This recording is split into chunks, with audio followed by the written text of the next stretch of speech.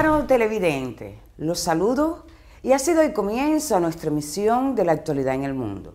El tema de elección es embajadores de Israel y de Palestina en Angola defienden negociaciones para la paz en el Medio Oriente.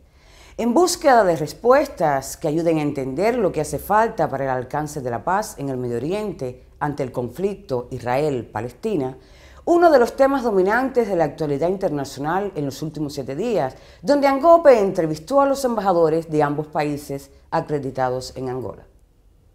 En búsqueda de respuestas que ayuden a entender lo que hace falta para el alcance de la paz en el Medio Oriente ante el conflicto Israel-Palestina, uno de los temas dominantes de la actualidad internacional en los últimos 7 días, la Angope entrevistó a los embajadores de los 2 países acreditados en Angola. Cada uno explicó las razones de la crisis y avanzó soluciones, aunque persiste el intercambio de acusaciones sobre las violaciones de acuerdos de alto el fuego. En medio de divergencias, ambos diplomáticos defienden negociaciones para poner fin al luto en la Franja de Gaza. No se trata de una lucha entre Israel y Palestina, ni tampoco una disputa de tierras, sino que el objetivo es aniquilar las infraestructuras bélicas de Hamas, en el sentido de interrumpir los disparos insistentes de sus cohetes contra Israel y garantizar la seguridad de la población. Son medidas necesarias adoptadas en el derecho de defenderse de una organización terrorista que no acepta la existencia de Israel y realiza ataques sistemáticos para diezmar a la población. Ningún país se queda sin reaccionar cuando es constantemente agredido y los inocentes ciudadanos son fustigados y muertos por los terroristas. Israel está dispuesto a retomar las negociaciones para la paz desde que esta organización radical renuncie a la violencia. Es más, Israel aceptó recientemente una propuesta de alto el fuego de la mediación egipcia, pero el Hamas la ignoró, manteniendo los lanzamientos de misiles contra nuestro territorio. Por su vez, el embajador de Palestina en Angola, Najat al-Haman, también defiende un entendimiento entre las partes implicadas. No obstante, considera que Israel perdió su proyección política y diplomática en el mundo debido a lo que llamó crímenes insistentes practicados contra el pueblo palestino. El diplomático dijo que el escenario de la muerte de 3 jóvenes palestinos el 12 de junio en Cisjordania fue montado por el ejecutivo de Benjamin Netanyahu, primer ministro de Israel, para crear así la situación actual en la región.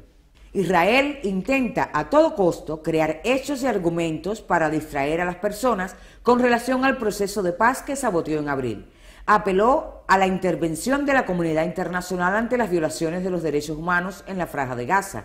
El Hamas no es un grupo terrorista y sí una organización política que lucha contra la agresión israelí, el bloqueo a la Franja de Gaza, defendiendo la paz y la independencia. No es verdad que la Hamas esté usando escudos humanos porque ninguna madre mata a sus propios hijos y las imágenes televisivas muestran por sí quién está asesinando a la población. La Autoridad Nacional Palestina elogia la decisión de crear una comisión de investigación efectiva e imparcial sobre los crímenes de guerra que se cometen en Gaza. El presidente palestino Mahmoud Abbas realiza contactos para alcanzar lo más rápido posible un alto el fuego y colocar fin al sufrimiento del pueblo. Analizamos internamente la propuesta egipcia, porque contiene algunas cláusulas inaceptables e Israel aceptó de inmediato como parte de su estrategia política para engañar a la comunidad nacional. ¿Cómo surge el conflicto Israel-Palestina? La crisis actual comenzó con el rapto de 3 jóvenes israelitas en Cisjordania el 12 de junio.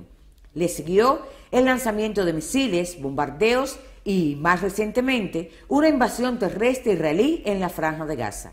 El palco del más sangriento conflicto de la actualidad es una estrecha franja del territorio bañada por el Mediterráneo, con Egipto al sur e Israel al este y al norte. La Franja de Gaza ha sido escenario de otro episodio del ya largo conflicto entre israelíes y palestinos. Algunos datos ayudan a entender el inicio de la disputa por los territorios.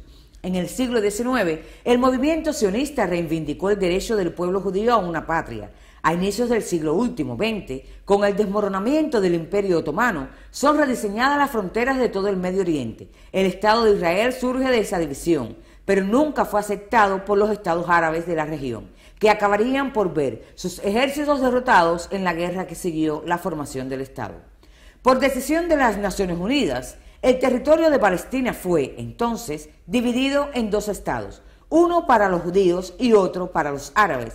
En el Plan de División de las Naciones Unidas en 1947, la Franja de Gaza era entregada al nuevo Estado árabe a crear en Palestina, pero después de la Guerra del 48 acaba por quedar bajo jurisdicción egipcia hasta la Guerra de los 6 días en 1967.